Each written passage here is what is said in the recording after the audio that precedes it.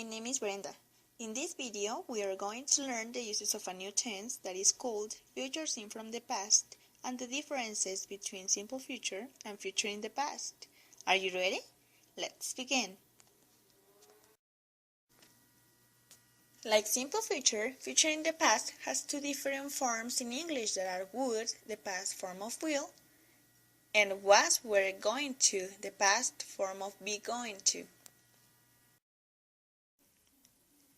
The structures of these forms are would plus verb in simple present, as in these examples, and the same with was, were, going to.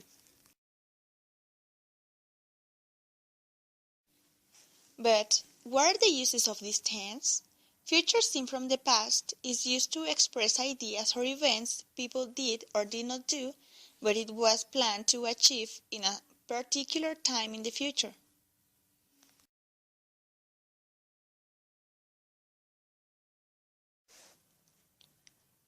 You use would and was were going to express either a plan, a voluntary action, a prediction, or a promise.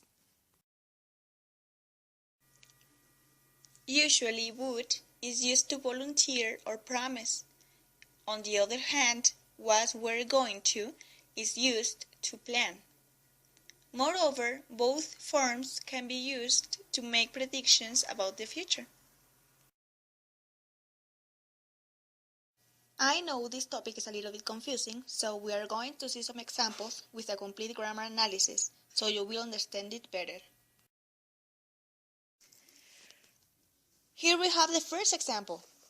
I told you that he was going to come to the party because he was not going to work on Monday. Let's diagram it. In this example, I is a personal pronoun and a subject of the main verb.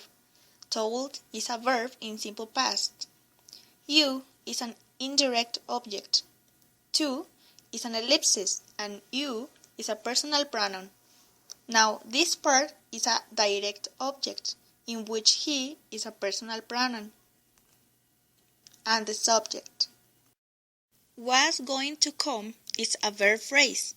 Was and going to are auxiliaries and come is the main verb. To party is a prepositional phrase, in which to is the preposition and party is the object of the preposition, and also a common noun. The is a definite article modifying party, and that is an expletive. Because is a subordinating conjunction that joins two clauses. He is a personal pronoun and the subject. Was going to work is the verb phrase. Was and going to are auxiliaries, and work is the main verb. Not is an adverb because it modifies the verb. And finally, on Sunday is a prepositional phrase. On is the preposition, and Sunday is the object of the preposition, and a proper noun.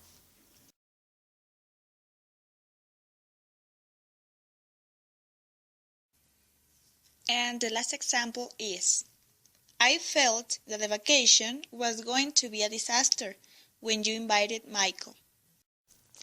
I is a personal pronoun and the subject of the main clause. Felt is a verb in simple past.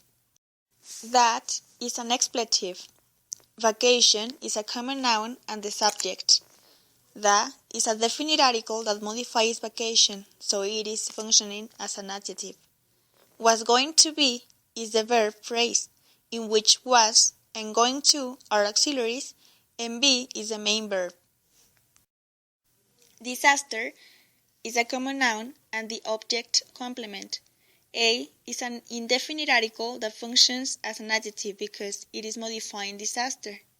When is a subordinating conjunction that joins two clauses. You is a personal pronoun and the subject. Invited, it is a verb in simple past. And finally, Michael, it is a proper noun and the direct object.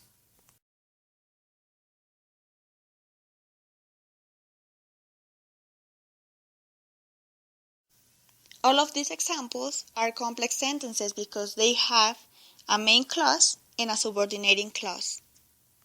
Sometimes learners get confused about when to use simple future and when to use future seen from the past.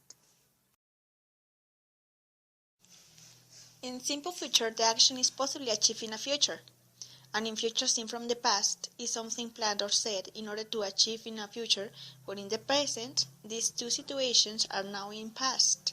Let's see an example. In simple present, you could say, we are going to go to the park.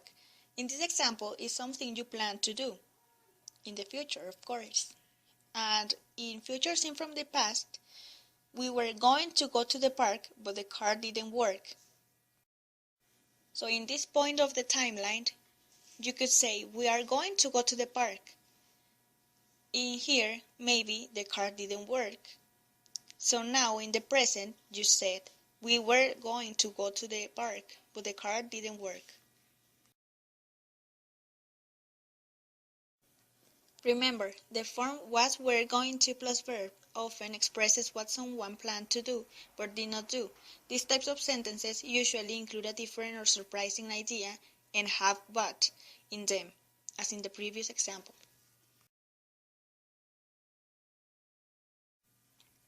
Finally, don't forget that the auxiliary was goes with I, she, he, and it, and where goes with you, they, and we. On the other hand, would can be used with every pronoun. This is all for today. I hope this video helped you learn something new or complement what you already knew. Bye!